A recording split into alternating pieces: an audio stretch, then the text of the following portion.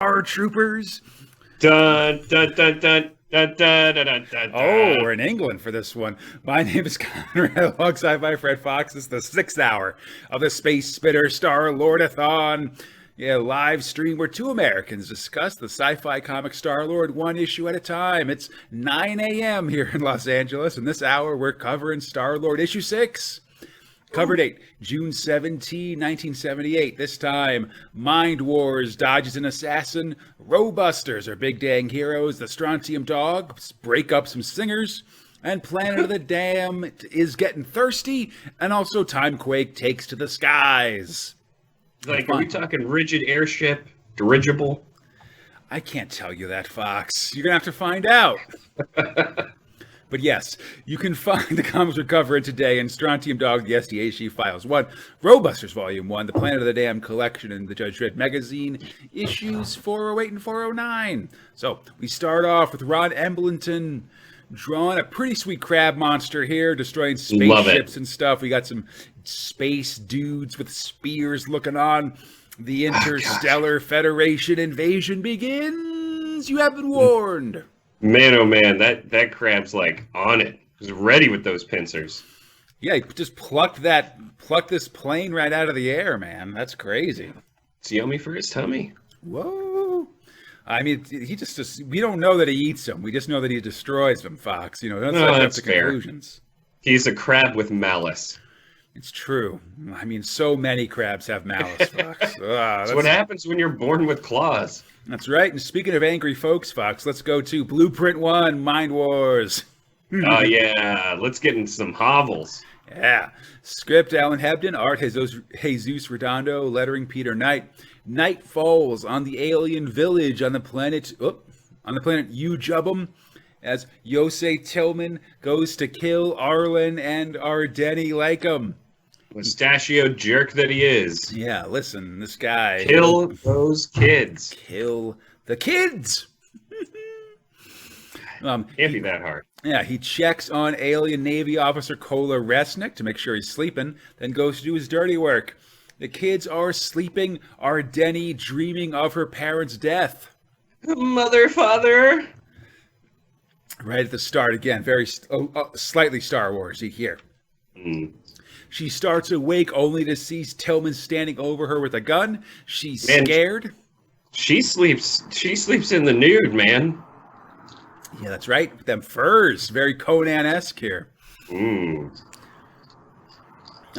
She's scared but can't act against someone who's been a friend to her like Tillman. So the evil Cosmo Narutha presses a button. Leader of the Juggler has his goon take control of her and attack Tillman, and soon he's turned his own gun on himself. Oh no! Whoa. Out of control, Ardeni shouts to wake her brother, who tries to stop her, but she's shrouded in a force field and can't stress enough that she's naked under these furs, buddy. I mean, and sleeping right next to her brother. This is getting awkward. Their relationship complicated. Let's not talk about it too much. Arlen instead steps in to redirect the fire of Yosei's blaster, which instead cuts through Rashnik's sleeping pole. I'm over it here. Sorry. There you can check that out. Oh, he falls because he's kind of some kind of, I don't know, koala alien? Slothwalla? Yeah. Something. The village awakens and Rashnik knocks out Yosei when he learns about the plans that Dr. Varn has. The next morning, which I guess is enough time for everybody suddenly to have clothes on or something, I guess. I mean, you know, they had a couple hours, I guess. Yeah. Yosei says he can't help the kids despite his previous actions. Yosei's game, or Ardeni's game, but Kola Rashnik's skeptical. Meanwhile, Narutha is livid that the federal agent is still alive and so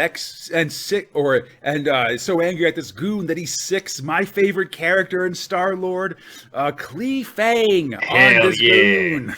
Rip him out with your talons. Yeah, take him out, Shoulder Dragon. It's always a good dragon to have, Shoulder Dragon. Look at this dude. It's so rad. Oh, that's so cool. Just taloning the hell out of his face. Definitely. Narutha orders his troops to allow the humans to leave Ujubum so they can finally get to Earth. Meanwhile, our heroes have Maz Eisley lead their way to a spaceport town, even though it's full of gross aliens. This part's super Star Wars. I mean, look, she's just pointing. Look at all these spacecrafts. We're totally at a port. I mean, and like this, like standing on a hillside overlooking the city is just straight up the entrance to Maz Eisley and stuff in the first Star Wars movie. Just do they go into a cantina and then they say that psychics can't be there? We don't serve their kind. Not quite. So they arrive. It's full of gross aliens. They do find a cool ship, the Solar Saint, and then go to find its pilot. And it's indeed a raucous bar, a cantina thing to find this pilot guy. Yosei and Rashnik go to talk to him. He's some kind of jowly, like alien type guy. Loving the hair.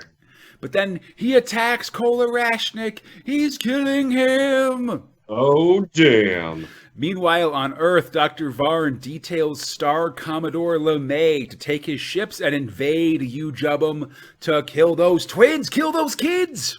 We gotta kill those kids. I inquisited the hell out of that situation. Why are these kids not dead? Absolutely. Send all the ships. Yeah. Next time. We got them now. Open fire.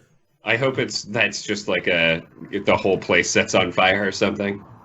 Sure, people are just gonna shoot guns, though. That's how it goes. I know. More fires, speaking of. And I will say, I believe that was White Fire, where that the best, the worst, where that guy wanted to bang his sister. Didn't he get like a lady to get plastic surgery to then look like his sister after she died? That's a weird one. Exactly that. Or she had to, and she ended up looking like her. It was such a weird thing. Because it was a very tensely sexual, like, flashbacks that he had with his sister. I mean, stay tuned. Oh, it was Order of the Black Eagle. Oh, really? Oh, nah, one of those ones. Anyway. Oh, maybe not? I thought it was White Fire. I don't know. Oh, yeah, it was White Fire. White Fire! Exactly. Hey, and speaking of flames, Fox, like the flames of nuclear sludge being expelled all over England, let's go to... Oh, man. Who doesn't like that? Blueprint 2, Robusters. We got this rocket. It's stuck in Midpoint Tower. What are we gonna heckin' do about that? Gotta go out there. Script, Bill Henry, art, Ian Kennedy, lettering, Tony Jacob. This leper rocket stuck in Midpoint Tower. It's gonna explode. Quartz gets 6 robots, including Rojaws and Hammerstein, to go fix it. As you do. Yeah, but as they go, 4 of them get melted immediately by the raging fires in this towering inferno. So great. And does this man go, like, sit inside of a robot's Tim-Tum? Yeah. So we move along. The lad's looking for another route, find a cleaning robot named Percy with a terrified human inside of him. He's basically the manager who just sort of hangs out in there, you know? I mean, I guess if there's a cramped space you want to hang out in, a robot's not the worst place. I mean, you know, it's like a womb. Like it's a comfortable spot to rest your head. And as soon as he comes out, he just starts screaming, "Don't!" I mean, they're in the middle of a towering inferno. You know, you should not panic. You got to keep it together. This guy doesn't. He freaks out, then passes out, and Percy complains about his crappy job and all that stuff, cleaning the outside of the building and everything. Oh, but it got these suction cups. We can totally use that. Ooh, that gives the bots idea. And indeed, we cut to Percy suction cupping his way through the outside of the building, carrying Rojaws and Hammerstein on his back. Oh my God. Rojaws is just holding on by the sheer ability of his shovel. I mean, I bet he could land on that wheel and he'd probably bounce back off. He'd be fine. Yeah, why not? He's quite impressed to learn that they're Robusters, which I think is pretty cool. Like, whoa, you guys are Robusters? That's awesome. Dang. It's like you guys could just die at any minute. That sounds rad. Gotta get your autographs. When he does this, he jostles and almost drops Tiggins to his death, and he's afraid of heights as well. So whatever. Hammerstein grabs him as he faints again, and soon this bot trio is aboard the missile here. Um, Hammerstein knows how to fix these how to fix these cooling things. But really, I mean, that's cool, I guess. Yeah, he had I guess he is experience. a robot. He's got experience from the war and stuff like that, I guess. But Yeah. unfortunately, his hands have been changed since he was a Oh, soldier yeah. bot. So now his new fingers are way too big to work on these circuits. Oh no! Too many hammers. Definitely. Percy, meanwhile, tries to help and sprays soapy water on the melting circuits. But that don't work. I'm helping. Now it's just a mess. Ugh, gross. All this soapy water around all these circuits. How are we going to do anything, you dang? Well, first, let's add some pressure as Howard Quartz appears on Percy's tummy TV. Says, hey guys, just FYI, you got 2 minutes and 35 seconds to fix this thing before it explodes. So, any time, guys, come on. Chop. Exactly. So, to fix it, we got to try Percy's secondary spider fingers to do it. Hammerstein's going to walk him through. Why did he not use the spider fingers first? Well, I mean, because he was going to do it himself, but now he's got to talk Percy through it. You always want to do it yourself versus a talk down, Yeah. I mean, this is an inexperienced scrub bot, Luckily, it all works out pretty well. The day is saved. Percy's a hero. Hooray! Yeah, good job, Percy. Definitely. Percy faints just like Higgins, which is pretty funny. And the day is saved. Everyone prepares to go just because, listen, we're still stuck on this thing, but I guess someone can help us out or whatever. I mean, or you just wait for that robot to unpass out? Yeah, it'll be fine. Anyway, next time on Robusters, it's instant destruction for any robot involved in a human killing. I mean, I feel like, first law of robotics. They don't use those rules, Fox. I'm sorry. It's a whole different sci-fi thing. Come on. It's true. I mean, look, all I'm saying is just, probably don't kill people. That's why Judge Dredd does it. Yeah. He's killed millions of people, Fox. Yeah, but he's not a robot. That's the goddamn difference. And he's the law. I feel like a lot of people who haven't read very much Judge Dredd might disagree with you about whether he's a robot or not. Oh. Ooh, think about it. So we got Starfax, which is basically the Instel Fed guy that spy that we had last time has been caught. An interrogation reveals that Dexio 5 has been invaded by a claw regiment of giant crabs. Oh no. All right. Well, that sucks. But if they've been invaded, that means we're next. So keep sending letters and watching the stars and collecting Hell Planet game pieces. And eat more crabs because they will try to overthrow you as soon as their crab gods descend upon this planet. Absolutely. Also eat more Shreddies because you can get some Star Wars rub-down transfers if you do. Down transfers. Have you just like it's like a paper and you put it on something and then you draw it in, and it sort of transfers it to an object, Oh, okay. Gotcha. Yeah. I remember those being very sort of for the Shrinky Dink set, basically. Shrinky Dinks, Jesus. Listen, it's a good time, Deep cut. And speaking of folks having a good time, Fox. Oh yeah, time to shoot everything. It's Instel Fed, Interstellar Federation, but they shorten both the interstellar like the in and the stellar part. It's very confusing. Instel Fed. And leads to plenty of hilarious mishaps. We definitely don't see enough of them to know if they're incels or not, but I wouldn't put it past them. I don't know. They might be. Yeah. So, Blueprint 3, Strontium Dog, Script Robot, John Wagner's TB Grover, Art Robot, Colors to Scare, Learning Robot, Steve Potter. My boys. On the planet Mystastist. Oh, that's okay. They love being criminals. They hate strontium dogs. They got a song about it. Hey, it's the biggest hit on Metastist. Write out your will and cash in your chips if you're thinking of making a punishment trip to Mestastus. Oh, hell yeah. Dogs come here to plunder. We blow them apart and bury them under Mestastus. This is it's the usual jaunty song that you get while drinking your space beer and Mac. Those blood-sucking vultures on alien cultures will end up... Oh, I can't be, by God! Zug!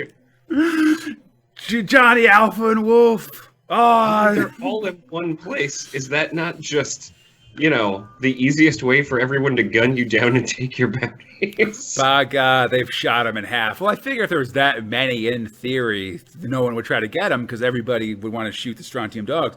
But Johnny and Wolf, again, we've talked about this. They're like not S tier. They're like SSR tier, Fox. Oh, yeah. They got them pluses next to their name. Top. They got a gold border. They're the ones who, like, when you open that gotcha menu, like they're the picture that's on the chest, Fox. Oh yeah, and I mean he's videotaping the whole thing. Talking your language with these loot boxes, I can tell. Oh God. Anyway, no! they run in, start beating everybody up. We take a break briefly for some more Hell Planet here. I like this alien, Psycho. He's got kind of a laser lasso, I want to say. Chainsaw sword? Something. He's got a secondary laser knife here as well. Gotta have the secondary laser knife. Yeah. Also, he has a big kill on his forehead. That I appreciate. Ooh, yeah, that's how you know what he's interested in. I will say, last time, too, we've had a couple real iconic Strontium dog images. This one here as well in the upper right is a real, I think this is on the cover of a couple of Strontium dog collections and stuff. These real classic stuff. Yeah. But now we continue. Oh, come on, pages. Do what I want you to do. Okay. They arrive here, and listen, all these guys have rewards on them, but do Johnny and Wolf care about them, Fox? No, they don't. Heck no, man. We gonna take you in, baby. No, they don't care about these guys because they're here for the big fish. Oh, that's right. So these guys are just done? Just get out of here? They're just small fry, all right? They're just here to give them some information because they're looking for the big guy, Cancer. Oh, okay. Well, ooh, I wish I'd saved some level of a vocal ability for now, Fox. I could do Cancer real scary, but at this point, I got to talk at just a normal volume, or I'm not gonna make it. If you're gonna call yourself that, you already know you're bad. He spells it the best way too, man, with a K and a K-A-N-S-Y-R. Oh, that's badass, buddy. Johnny uses Alpha Vision to force a mutant to talk, as you do. Gotta use these powers. Gotta.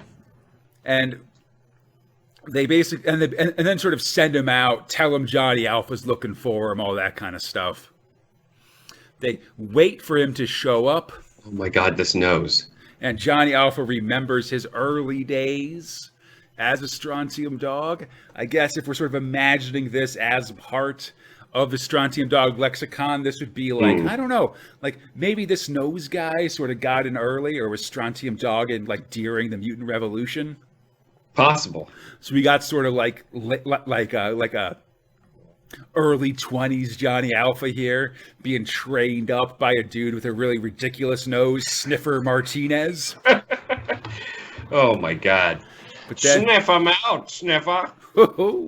But then... Oh, he's got a nose for these kind of things? Why? But they tried to catch this Cancer guy, but Cancer did, he used his special ability, brain powers, and killed Sniffer Martinez instead. Oh no! What a jerk! Cancer was arrested, but Sniffer was killed. And now he's escaped again. We're just going full Batman here. A powerful bad guy that was previously caught has broken out of space prison and is now on the loose. It's time for me to get vengeance for a dude with a big old nose. Yeah, Cancer. That honker. Exactly. Yeah, but as Johnny tells this story, Wolf pulls a gun on him, and Wolf himself seems to turn into some kind of giant mantis monster. Oh, what? It wasn't Wolf at all. It was a gross-ass mantis monster. That's right. Next time, I won't give you the pleasure of killing me. Oh, that's what someone says when they're about to kill themselves. Ooh, it's true. It's like a lame way out of that. Man, I don't want to judge how people That's fair. kill themselves. I don't. Well, let's move on. This is such a great move, them kicking open the door and just shooting everybody. Absolutely. Do you think they also shot the singers? Did they get out? Yeah. Oh, yeah. They're all bad. I mean, they could... Everybody had bounties, they said. So presumably these are a bunch of evil singers. That's fair. Or at least singers singers can also be murderers. Singers wanted for things, Oh, yeah. Oh, plagiarism, certainly. Ooh, they ran out on the recording contracts, I guess. Oh, yeah. Oh, that's a fucked up one. Terrible. These record companies, buddy. They'll kill you. That's right. Yeah, it's a slippery ladder, the one of success, Fox. Oh, boy. Come on there, buddy. And speaking of slippery ladders, let's go to Blueprint 4, Planet of the Damned. Yarg. Script, Pat Mills as R.E. Wright, Art Pena, lettering Tom Frame. That's our boy, my man, Tommy. Got to do it. So, this guy, he's trying to climb a ladder, but as he does, he hesitates. And ladder. Yeah, and it starts to get covered in ooze because the ladder's alive. Oh, what? Live ladder? Live ladder? Ew. That's right. By God, from the top of the ladder. Oh my God. Listen, the whole team's trying to climb up this ladder here. We kind of see them down at the base. Like, here's just a bunch of random folks. I think that's Flint up there. Man, at that point, I'm not touching that ladder. Real gross. Well, you gotta get up there, but you gotta be fast or the ooze will get you. Just how things go on the road to Sanctuary. You better not badmouth it. Wow. They finally reach the top, but they can't stop here because Sanctuary is too kind. For instance, it offers folks some fruit. This lady eats one of the fruits. Ooh, she gets real sexy with it, Fox. This is ridiculous. Oh, yeah. She is into this fruit. She is, I don't care what it is, but I'm going to make sure everyone knows that it's making me real happy. Yeah, she eats it, and it seems fine. Man, that fruit is mouth-watering. So mouth-watering that suddenly a torrent of water pours out of her mouth. Oh, my God. And she just, look, it's terrifying. And she just dies really gross. in a giant puddle of saliva. Drowning on dry land because Sanctuary provided some fruit to slake her thirst that just made her give, some kind of genie monkey's paws wish. God, just a picture of her from behind vomiting out her own saliva. Pretty terrifying. It's so gross. Pretty good. Hackman is incredulous about all this, and I will say, Fox, look at this dude. He's got a kicking bod for a sci-fi writer, I mean, listen, he's between chapters. He's just benching. He's praying to the iron gods, as it were. That guy is, Jesus Christ, he's got so much sinew. His six-pack's almost as good as George R.R. Martin's, buddy. Oh. Keg. Eventually, though, they arrive at this massive fortress of Sanctuary. There's a big old moat and a drawbridge. It lowers, revealing a pretty sweet knight on elephant back. Looking. Why is this here? Why is there a knight on an elephant with the with a flail? What is this? What is this? This is your line? The living ladder and the drowning fruit were cool, but one dude rides out on an elephant with a giant goddamn mace, and you're incredulous. Yes, or ball and chain, I guess. how did the knight get here? How did the elephant get here? You know, like there's so many questions. Drawbridge. They made chains. How did the elephant get here, buddy? You haven't seen Dumbo? They fly all the time. Oh, that's fair. Baby, oh, that would be horrifying. Baby elephant straight into the Bermuda Triangle. Got all fucked up. It's real sad, Fox. This is how Dumbo really ends. Oh, that's sad. I don't like it. But anyway, this guy, he's on an elephant. He challenges Flint. Flint fights back. He's going to kick this guy's ass. Calls him Prince Rudolph. All that stuff. Why one nearly nude man with a sword against an elephant and a man with a huge as fuck flail? Like, this is not the fight that I'm not betting on him.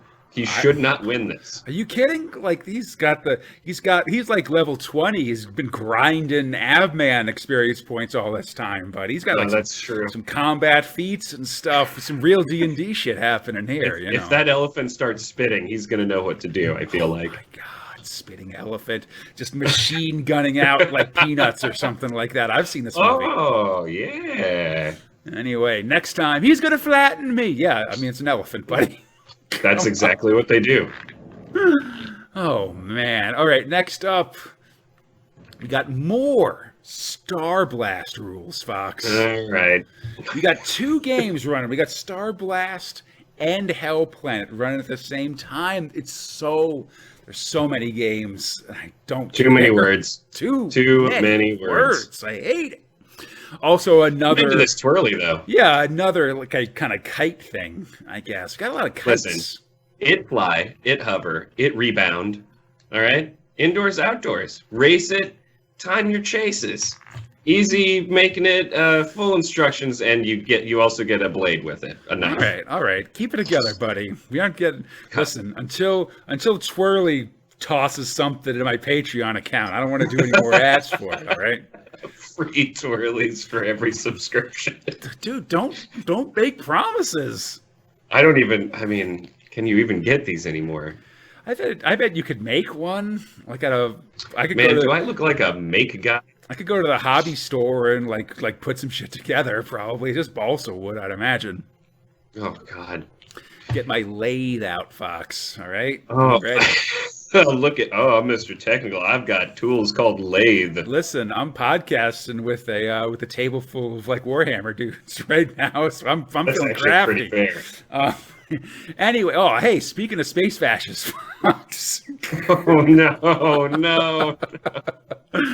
Thrill 5, Time Quake. Oh man, it's really making me quake for what's going to happen with this whole Nazi plot.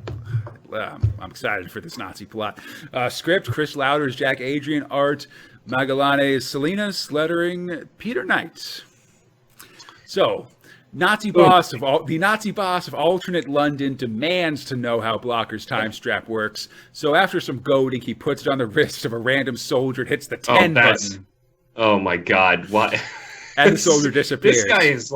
This guy is top-notch villainry. Pretty good. Then, by Siegfried. My God. When he disappears, Blocker, like the guy that Blocker was talking to, jumps into position where the guy that disappeared was. Oh, dumb. It turns out that the 10 button was just 10 seconds later. So the two guys like time warp into each other and just explode.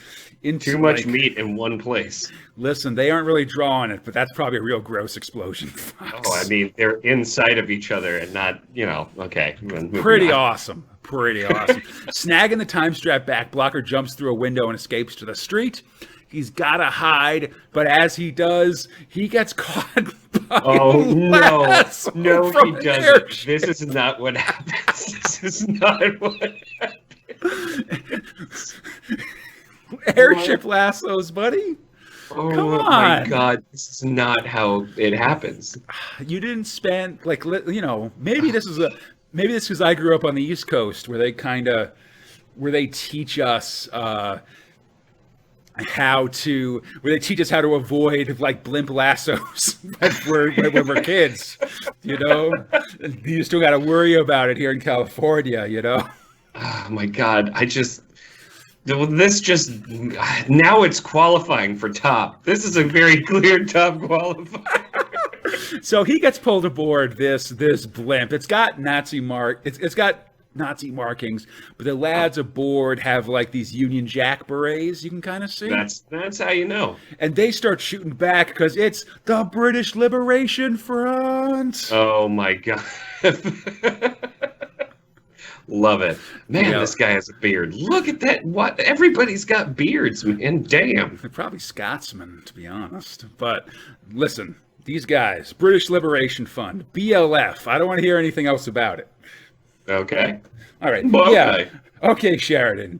Dirigible. Same difference. I call them blimps.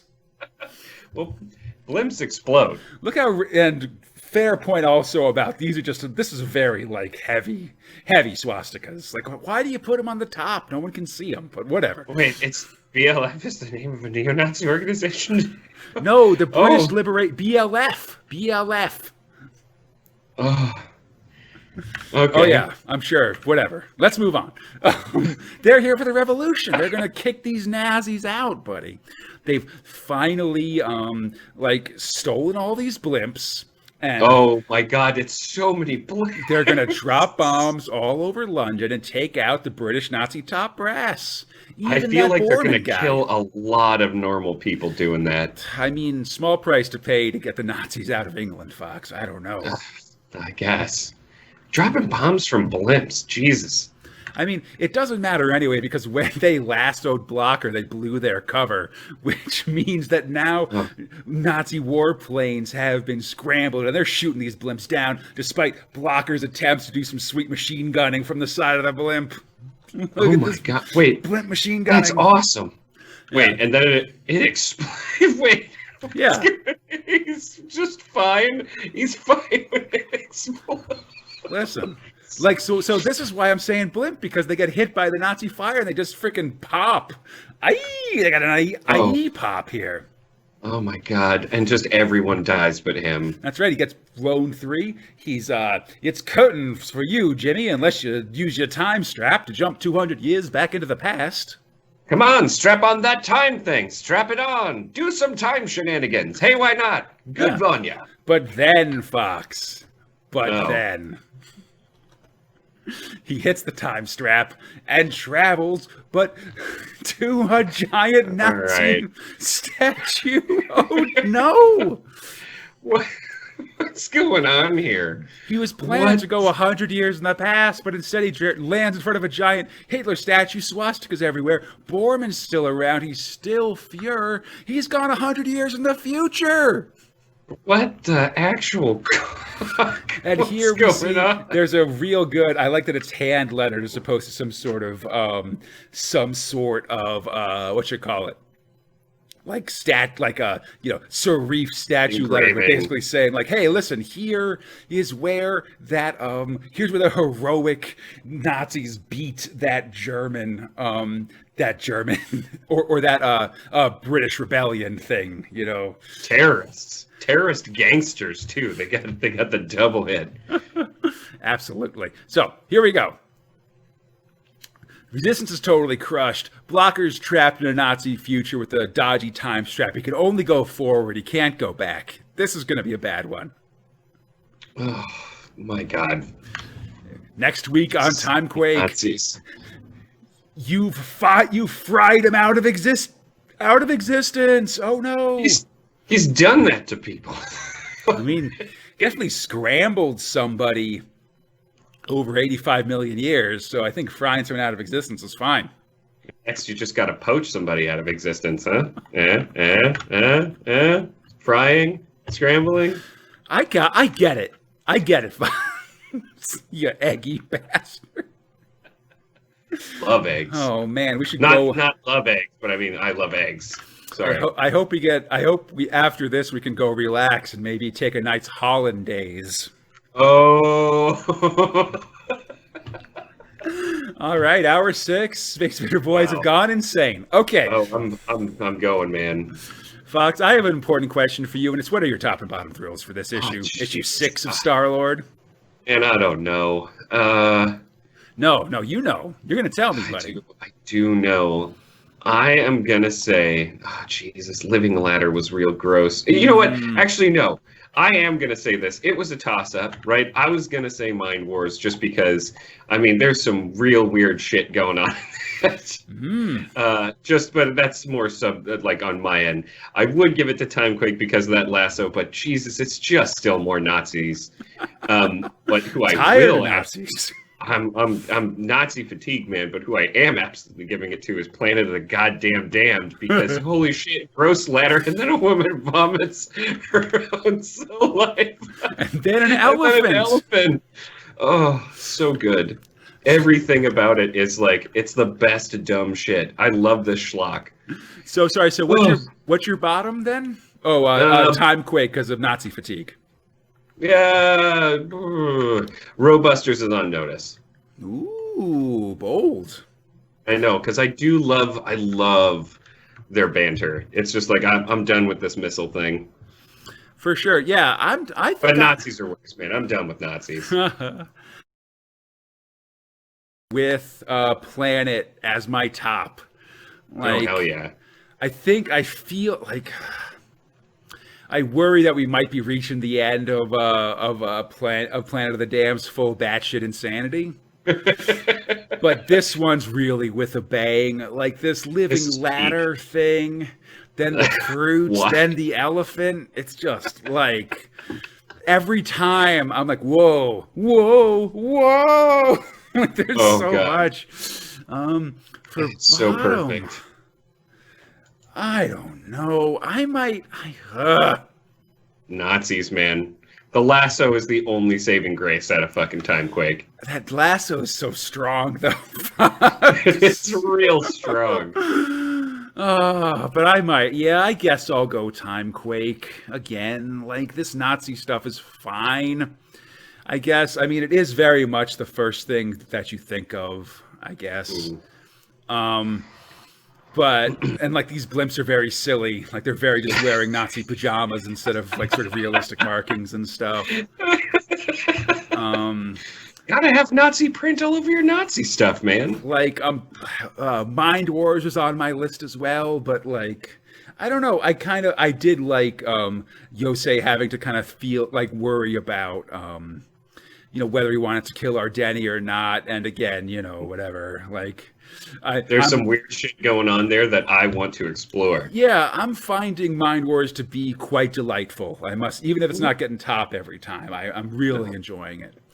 It is a nice science fiction fantasy story. A lot of this stuff, like all this stuff's pretty good, Fox. I gotta say. I'm liking Starlord so far. Like there's just matters of degrees between all the tops and bottoms for sure. Oh yeah. All right, so awesome. I hope everybody enjoyed the show. Yeah, sorry. So whatever. Top planet, bottom Timequake. All right, let's go. What is your top planet? I think you know. I hope everybody enjoyed the show. If you like what you're hearing, again, check out our weekly podcast, Space Spinner 2000, and your favorite podcast provider. Contact us at spacespinner2000@gmail.com on the 2000 AD forums. That's right, Sheridan. On our Facebook, Instagram, or Twitter pages. On Twitter at SpaceSpinner2K. And then look up Space Spinner 2000. You'll find us there. If you, again, really like to support us, we truly appreciate it. So you can check out our Patreon at patreon.com/Crataline. That's our podcast network. And again, in our About section, we got links to collected edition of these comics if you want to check those out as well. And come back next hour as Mind Wars meets their Han Solo, Robusters puts on the Ritz, Strontium Dog learns the cure for cancer. That's with SYR. Yeah, listen, they got to make these jokes. It's Pachyderm fighting time in Planet of the Damned. And Timequake goes from Nazi future to Nazi far future. Oh. Until then, I'm Conrad, there Fox, and we are the Space Spinner Starlordathon. Keep watching the skies. Tons of eggs. There's lassos in the sky.